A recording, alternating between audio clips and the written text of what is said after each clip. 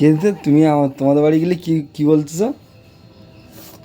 বললাম আমাদের বাড়িতে হুম খালি মারে জ্বালাই গেলাম, এখনো বাড়ি গেলে এত বড় হয়েছে এখনো ওরা মা ভাত বেড়ে খাওয়ায়। হুম আর শ্বশুর বাড়ি আসলে ওরা বাপের বাড়িতে কুড়ে হয়ে যায়, শ্বশুর বাড়ি আসলে সব করতে হয়।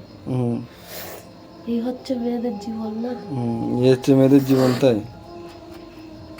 মা একটা কাজের কথা বললে পারবো না, মাছ কাটা তো দূরে থাকো, মাছ ধুতি বললেও বলতাম পারি না।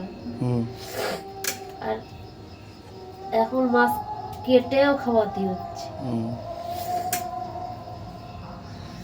ঠিক আছে, এর মনে হয় বেশি নাই, এই যা করি না তার অর্ধেকের অর্ধেকও যদি করে একটু মারে করে দিতাম তাহলে মনে হয় অনেক খুশি হতো।